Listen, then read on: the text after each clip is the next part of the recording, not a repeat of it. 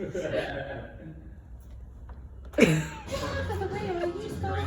just gonna talk from your heart. Just be you. If you want to jump on the couch, I don't care. Whatever. Okay.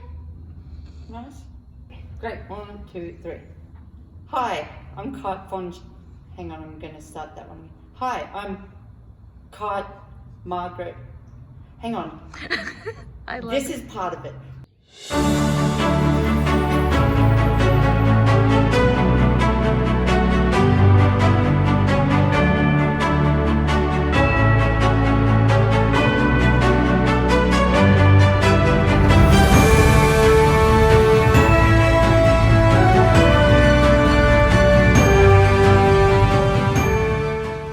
Hi, I'm Cáit Lynch-vonSchnetlag. My name now comes with a hand signal, according to my 12-year-old son.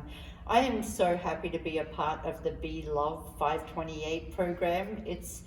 I really like the concept of being able to talk about how we've evolved, because we're always moving forward in life and we're always learning and never truly moving backwards. And sometimes we need to take a look back at where we were, how far we've come. So even if we feel like we're not accomplishing much, it's just like where I was 20 years ago is a lot further away than where I am now. And so the Be Love 528 platform, love it. A bit about myself. I came from Australia when I was 18 years old, and I've always had a massive ego. Massive. Like, I was working in a lumberyard and they gave me a certification to use a pallet lift, and I saw it was like, I'm going places. And it may have been delusional, but looking forward, I mean, I did go places. It was just having that attitude of like, yeah, I'm going to do this.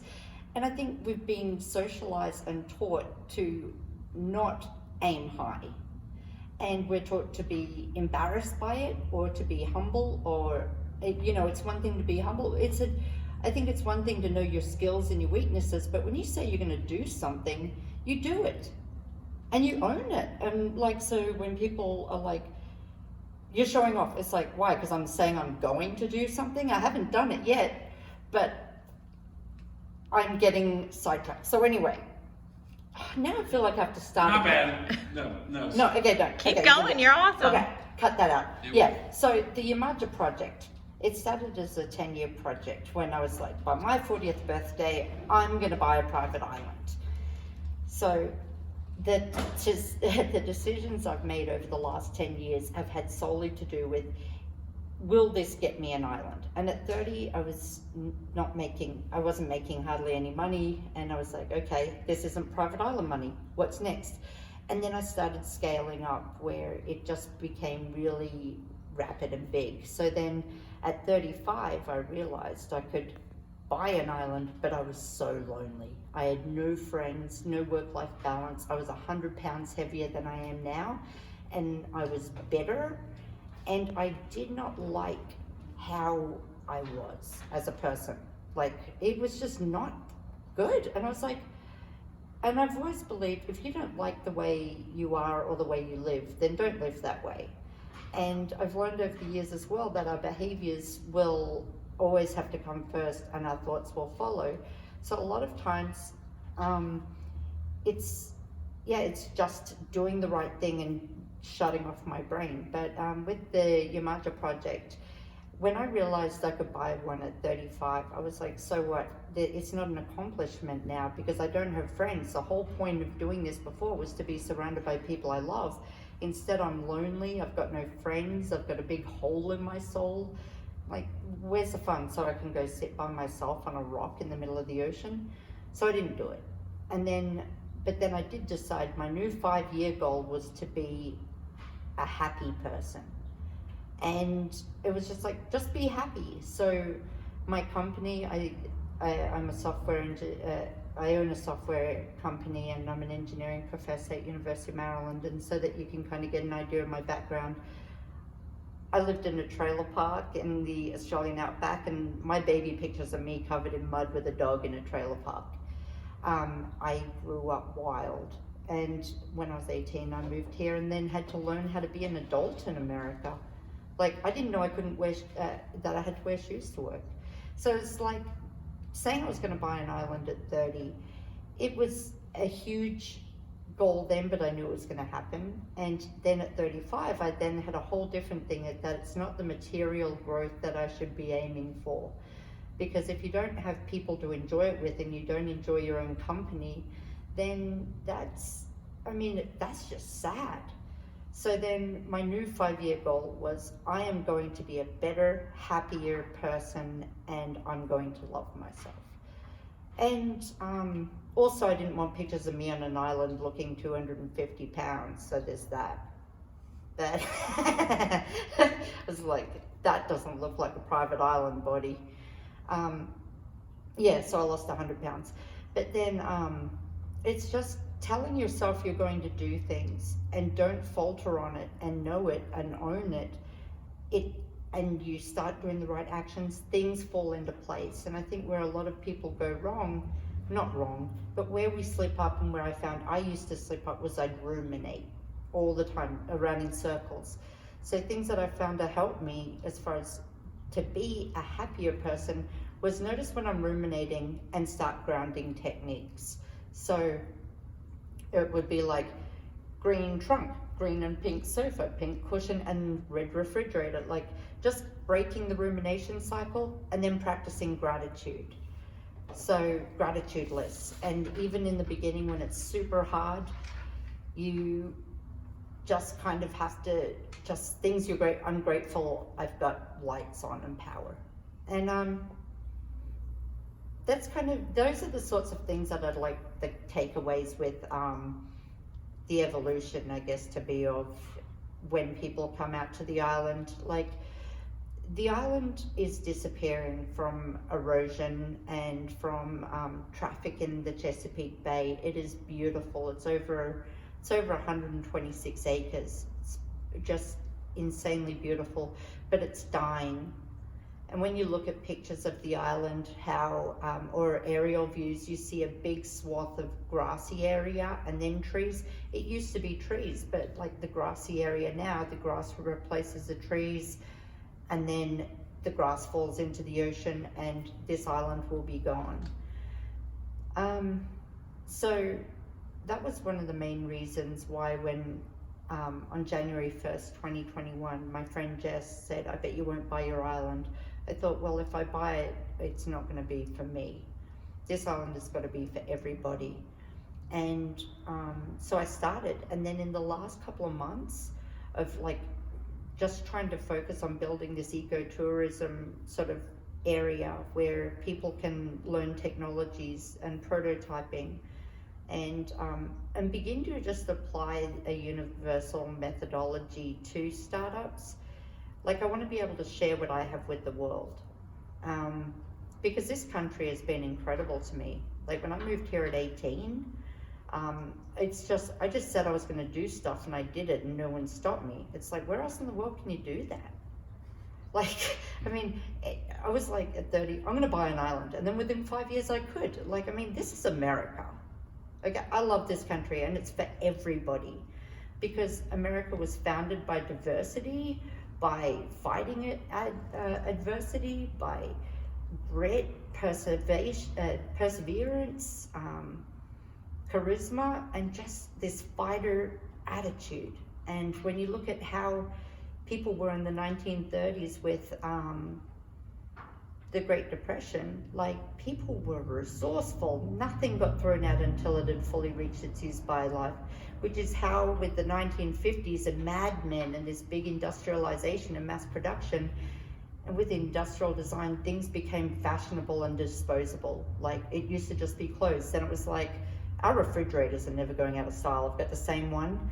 But things had a lifespan that wasn't the actual life. And then we got used to wasting everything and throwing things out. And now we have to unlearn that behavior and go back to how gritty and resilient Americans were back in the 1930s, where we were able to then have this big blip in American history, where the blip means that we have single generational homes. All people are dying alone and living alone in apartments because we've made it a life goal to just have a single nuclear family. there's so many things that I think could be reset back to the old days, back to when people loved each other a lot more, when we took care of our elderly, because that's also something that concerns me. So with the island, especially with a lot of elderly folk now in retirement, baby boomers, I want to be able to create gardening workshops, festivals, retreats, health and spirituality, because yeah, looking at how it must be for a lot of baby boomers now, when your kids don't stay and take care of you, or they're not able to, it's got to be hard. And I think every other generation, a lot of elderly were just surrounded with love. So with the island, I would like to be able to, sorry, I keep getting thrown off. Great. But I want to be able to bring back those sorts of values where leaving your parents alone in a condo to rot is a status symbol. I don't want that status symbol. I want to take care of the elderly. And where we lived in tune with the land. We did that for 10,000 years. Before we had irrigation, our livestock lived amongst trees and woods and bushes. But then we're like, oh no, cows need to have a whole bunch of trees knocked down. No, we didn't have mass irrigation back in the day, but we still made cows. We still domesticated the hell out of some chickens. Like, why do we need pasture? We don't. And if we can learn to live purely in tune with our environment, the way our ergonomics were designed, the way we were built, I think we'd be much happier as people in general. So in the island, a lot of it is, I want the island to be symbolic of grit, determination, resilience, camaraderie, resourcefulness, a can-do fighter attitude, and living in harmony with the landscape versus trying to change it, because that's our ego. And it's our ego saying that the planet literally has to be around us versus us being in it. Like, that's a whole level of ego that I don't want to have, and I'm not responsible enough to have.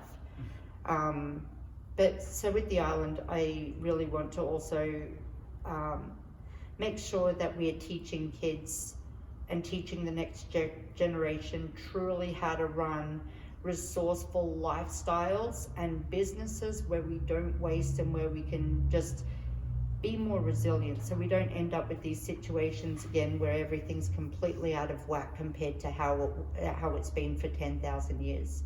Because you look at how we live now after the 1950s, once it was okay to throw stuff away, our whole life, the whole last 50 years, it's completely changed.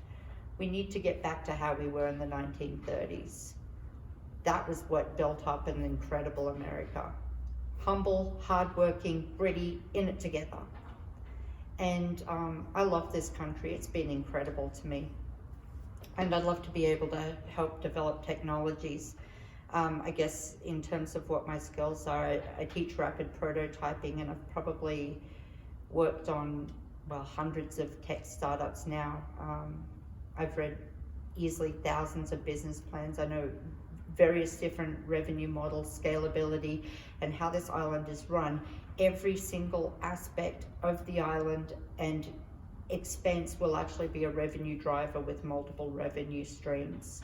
So every meeting is a podcast, because we're not going to do stuff unless it's generating content, which can then, everything, purely resourceful from every single corporate angle. And that was how I started my company, was with nothing. And within the first calendar year, 2.2 million in revenue with no outside loans or investments. And originally I was going to put my own money behind this project, because that's why I worked so hard for 10 years. But as I look at the credit system in America and how our entire lives hang by a 3-digit number, no way, man. So then when I was looking at, okay, I'm going to buy my island, and then I went to go get the credit report, no, I'm not doing it.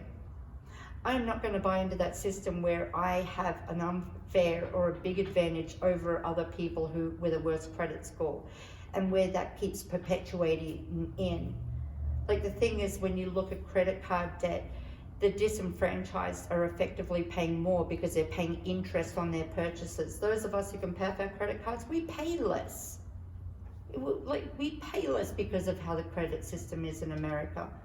So what I'd like to be able to do with the island is not just develop technologies which can show they're both fully self-sustaining and great economic drivers, but be able to show that private investments in America are reliable, and that the 1% and those who can fund entrepreneurial projects, that you see the vision in the average, normal, hardworking American. Like, you see that that is a vision worth having and executing. And that's why I want this island to be symbolic of a lot of things, because right now, me just being able to buy an island, that's not an accomplishment. I've been able to do it for 5 years. But when I made that first promise to myself when I was 30, I didn't have good credit, I had no resources, I had nothing. So now it will be an accomplishment if I can still get the island, but I can do it under the terms and conditions I had at 30, which was being a broke grad student with student loan debt. So I guess the key takeaways are, I would love your support, because this island, I believe the same way, this island should be a place for everybody. Like in America, we're all different people. And this country is good, like, for everybody. Even those with criminal records or whatever. Like, there's a place for everybody. And we're wasting so much talent and labor and skills by marginalizing people, by locking them up when they could have a perfectly good brain. Like, why not? Like, there's a lot of good purpose in work. And I find this island, if we can live in tune with the land and do what our bodies are designed to do, then we'll just generally be much happier people. And I believe too that the way we teach education to kids is completely wrong, like the whole field. And one of the reasons I had a hard time developing a pitch for Yemaja was that people would say, well, industries. I'm like, I don't think by that, because our bodies are a set of behaviors and actions and mechanics. Like, if you don't find passion and love in just a concept, your body lives and breathes it through actions. And our happiness is so tied to our actions and behaviors and our physical traits, not just in terms of when we're working out, but in what we do for a living and how we create and how we generate our revenue. And that's one thing I can tell you, one of the reasons why I have been successful, because I will work in tune with my body and what I like doing and those behaviors. And always know your walk away point as well. Nothing's worth your happiness, your integrity, or your ethics, those things, nothing. But I believe that this country is for everybody, and we should look at behaviors and things that people like doing that make them thrive and be alive. Because and the reason why I was able to do well in lots of different industries is that life is a set of actions and behaviors, and it shouldn't all be caught up in these frameworks which people are keeping their brains trapped in. So it's like Seabiscuit the racehorse, sometimes you need a Mustang. There are some wild, great people.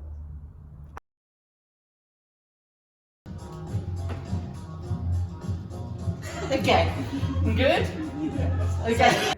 In 2011, when I made the decision to buy the island and get it started, it became really apparent that I was going to need a really solid team of people that were adaptable, versatile, great communicators, could shift gears, were charismatic, passionate about what they did, and be able to help facilitate the sort of environments where they can just do what they love and just thrive. Because as an employer, like my company, I've hired a lot of people. Well, not a lot by big company standards, but a lot by, But when hiring people, I found that people who just naturally fall into the rhythm of what they do, they're a lot more passionate about their work. And if you want a solid workforce as well, is you don't just issue positions to try and find people for it. I always just try to find people that I want to work with, and then I build the framework around them. And I know that a lot of times that's hard for really technical people, where they're like, well, what's a job? And I'm like, you just being you, and then I'll go get the money for it. And that's been my approach. So I've got really incredible employees, because I don't try to find people for roles on different things, but I try to find people that I want to work with. And HR and all of that stuff is something that I don't really like dealing with. So I mean, I've got people for that now. But in starting a company, and this is one thing that I'd like to be able to teach through the island as well, and to be able to show to startup companies, is that the human ergonomics and how we behave and interact with all aspects of a company, all parts of the supply chain, all of the delivery, or quality controls, all of it, everything has to be in tune with what is natural. In conclusion, I'll conclude. I ramble a lot, by the way. No, you've done great. But everything is connected, and I try to stay on topic, but when I know how things are supposed to come together, and that is fully self-sustaining. Everything has to be resourceful and a revenue driver from absolutely every single angle. I've helped people get funding for projects that are a lot less secure with much clumsier business models. This is my opus, I feel. This is going to be a platform where then we can build our own table. If bankers and investors and that want to come to it, then great, but we can do this. Because a minimum viable product for your company should always be your knowledge. And that's what creates your first dollar. So you know you built something from nothing. And that's how this island is going to be. I'm not going to put my own money or credit score or privilege or anything behind it. But I'm going to come at it the same way I did when I was 30. We're going to create companies. We're going to launch them. We're going to work in tune with what brings our souls joy.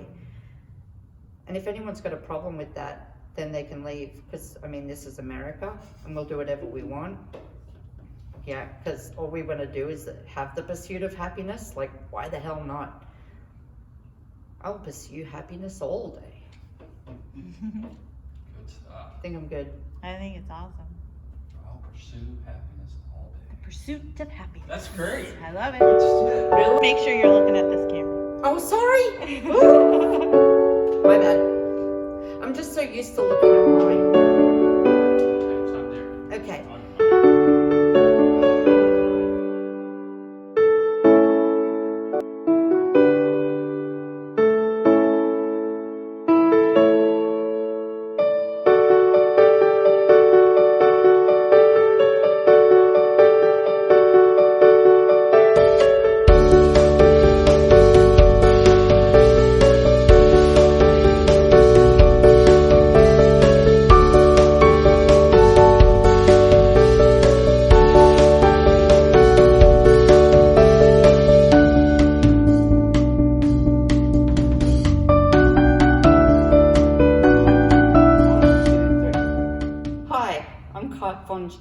Hang on, I'm going to start that one. Hi, I'm Cait Margaret.